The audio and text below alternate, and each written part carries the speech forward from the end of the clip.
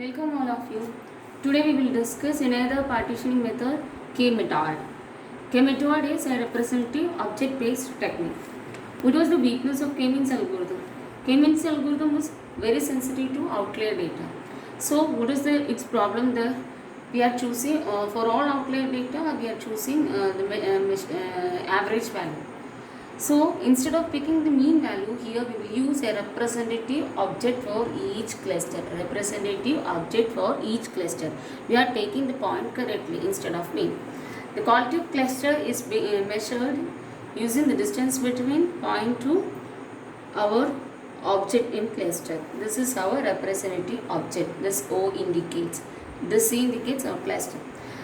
K-method is an iterative greedy method. It is robust than compared to K-means, it is more robust. Then we can see the example, then we can come back to discuss the limitations. Consider we have a data with x and y coordinate as this value. We have 10 tuples. We have x and y value. What is going on here is, first of all, we need to select the method points.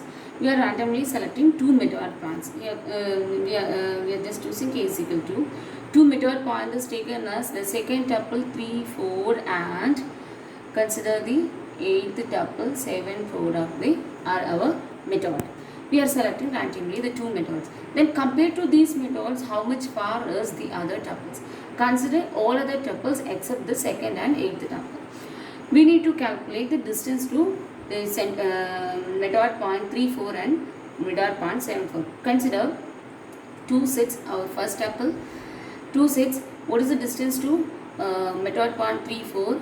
We can calculate 2 minus 3, it means mode 2 minus 3 plus mode 6 minus 4. So what is the distance between this coordinate and this one? 2 minus 3, 1, 6 minus 1. Since it is mode taken, obviously negative value will be both. So we got 3.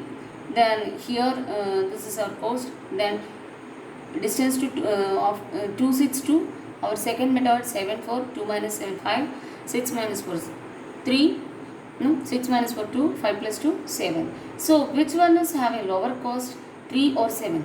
Having 3 as lower cost. That means this tuple 2, 6 is under the cluster in which has the centroid point or method point 3, 4. Similarly, take this is not taken since it is already chosen as our method. So third tuple 3, 8, taking the distance 3 minus 3, 0, 8 minus 4. So we got the cost is 4. 3 minus 7 plus 8 minus 4, we got 8. Which one is lesser value? Here 4. Similarly, take the next tuple 4, 7 with 3, 4. 4 minus 3 plus 7 minus 4. Then 4 minus 7 plus 7 minus 4, again 6. Which one is small? Here 4. Similarly, taking the next tuple, we got 6 minus 3 plus 2 minus 4, 5. 6 minus 7 plus 2 minus 4. Here we have the smaller value 3. So these three tuples are under this these three tuples are included in the cluster which has the method 3, 4, and this tuple is going to the next cluster because it has this lowest value. Here also comparing these two, we got the lowest cost here. Here also lowest cost here. Here also 8 minus 3 plus 5 minus 4, 6.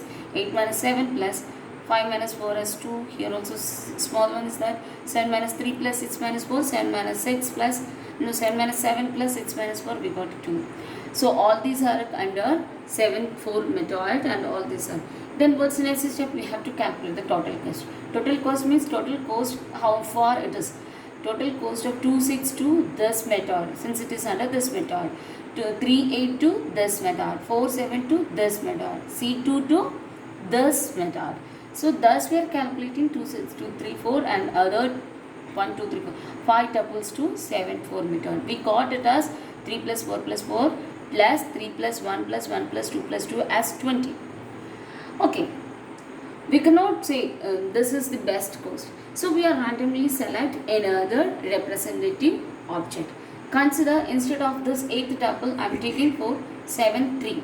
So for the next try I am doing with 7, 3. So instead of 7, 4 here it will be 7, 3. Same process is continuing. We need to calculate the distance between these tuples to with corresponding to C1 and C2. Here these values will be same. Why? Because C1 is same. There is the change in this value. Why? Because C2 changed to 7, 3. So here calculating the distance to C2 as 2 minus 7 plus 6 minus 3. Then we got 6. Best one is this. Then comparing best one is this. Comparing this best one is this. And for this case 6 minus 7 1 plus 2 minus 3 again 1 plus 1 2. We got this as small value.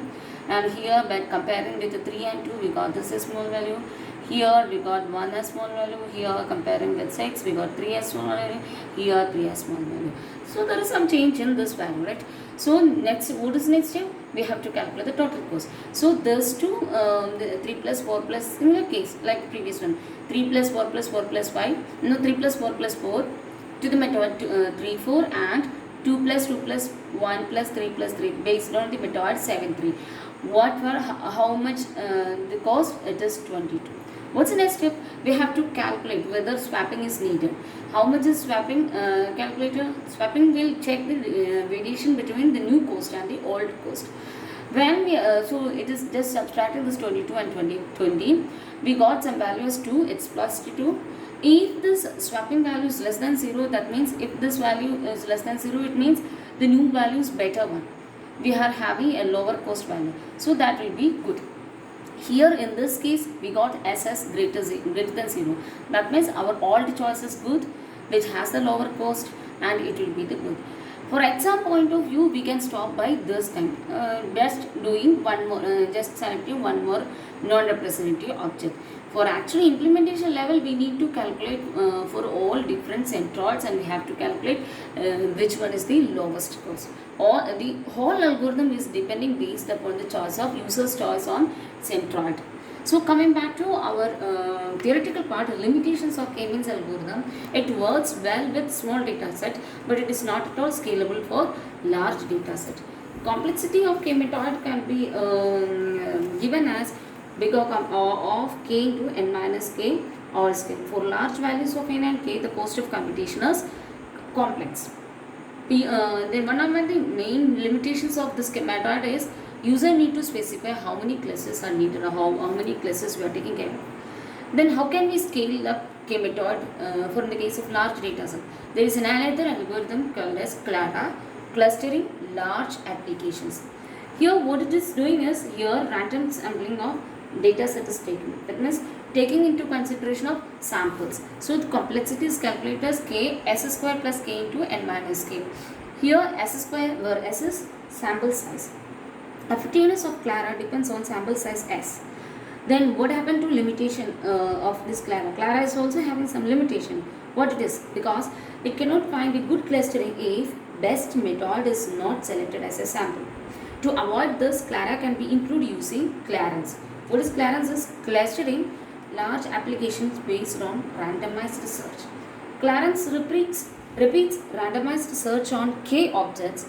It searches L times, and after L steps considers a local optimum. That means after L time searching, it may be most probably it will select the best method. So it may generate a local optimum solution. That's all. Thank you.